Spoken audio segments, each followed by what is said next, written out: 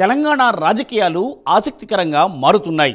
MLC ఎన్నికల ఫలితాల తర్వాత రాజకీయాలు ఒక్కసారిగా కొత్త టర్న్ తీసుకున్నాయి. కాంగ్రెస్ నుండి ఎమ్మెల్సీలుగా ఖరారు చేసిన ముగ్గురి విషయంలోనూ కాంగ్రెస్ పార్టీ వ్యూహాత్మకంగా నిర్ణయం తీసుకుంది. హైకమాండ్ కోటాలో ఎమ్మెల్సీ అయిన విజయశాంతికి త్వరలోనే కేబినెట్లో చోటు దక్కనుంది అనే ప్రచారం పార్టీ ముఖ్య నేతల్లో జోరుగా సాగుతోంది. ఆ మేరకు కాంగ్రెస్ పెద్దలు రాములమ్మకు హామీ ఇచ్చారంటున్నారు. Let us watch the story.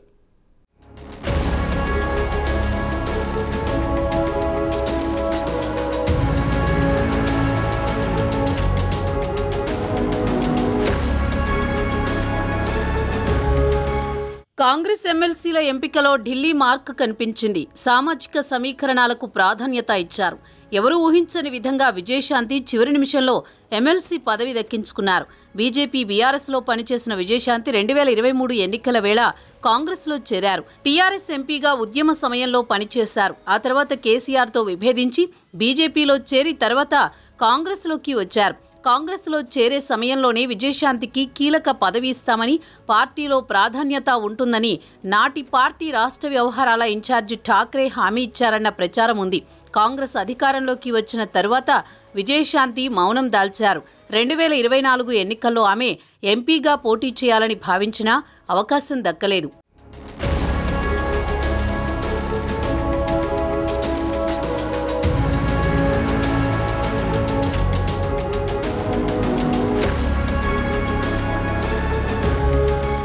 ఇప్పుడు ఎమ్మెల్సీల ఎన్నికల వేళ పార్టీ అధ్యక్షుడు ఖర్గేతో ఢిల్లీలో భేటీ అయ్యారు. తాను పార్టీలో చేరే సమయంలో ఇచ్చిన హామీని గుర్తు చేశారట. రాష్ట్రంలో ప్రభుత్వం, పార్టీ వ్యవహారాల గురించి వారితో చర్చించారు. తనకు అవకాశం ఇవ్వాలని, పార్టీ కోసం పని చేస్తానని చెప్పుకొచ్చారట. పార్టీ రాష్ట్ర వ్యవహారాల ఇన్ఛార్జ్ మీనాక్షి నటరాజన్తో విజయశాంతికి సత్సంబంధాలున్నాయి. హైకమాండ్ పెద్దలతో కూడా సత్సంబంధాలు ఉండడంతో ఢిల్లీలో రాములమ్మ లాబియింగ్ ఫలించి ఆమెను ఎమ్మెల్సీ పదవి వరించింది.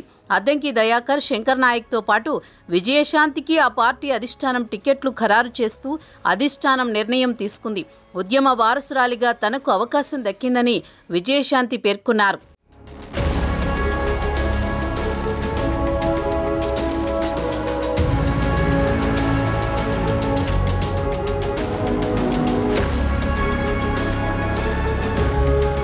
త్వరలో జరిగే మంత్రివర్గ విస్తరణలో విజయశాంతికి అవకాశం దక్కుతుందని పెద్ద ఎత్తున ప్రచారం సాగుతోంది. ప్రస్తుతం మంత్రులుగా పనిచేస్తున్న వారిలో మార్పులు చేర్పులు ఖాయమని చెబుతున్నారు.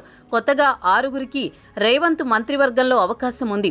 కీలకమైన హోం, మున్సిపల్, విద్యాశాఖలు రేవంత్ వద్దే ఉన్నాయి.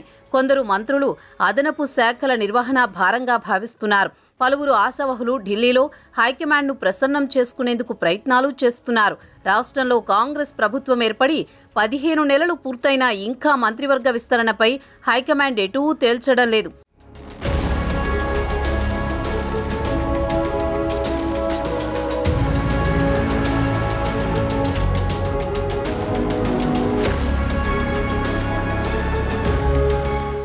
రాష్ట్రంలో ప్రస్తుతం నెలకొన్న పరిణామాలతో దూకుడుగా వ్యవహరించే వారిని ప్రోత్సహించాలని పార్టీ నాయకత్వం భావిస్తున్నట్లు తెలుస్తోంది. బీజేపీ, బీఆర్ఎస్కు సరైన కౌంటర్ చేసే నేతలకు ప్రాధాన్యత ఇవ్వనున్నట్టు సమాచారం. అందులో భాగంగా విజయశాంతితో పాటు మరికొందరికి అవకాశం కల్పించాలని అధిష్టానం ఇప్పటికే ఒక నిర్ణయానికి వచ్చిందని ప్రచారం సాగుతోంది.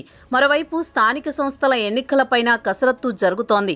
దీంతో మంత్రివర్గ విస్తరణ చేపట్టడానికి కాంగ్రెస్ హైకమాండ్ నిర్ణయించిందట. మంత్రివర్గ విస్తరణ జరిగితే విజయశాంతికి పదవి ఖాయమని, ఆమెకు కేబినెట్లో కీలక శాఖ అప్పజెప్తారన్న టాక్ వినిపిస్తోంది.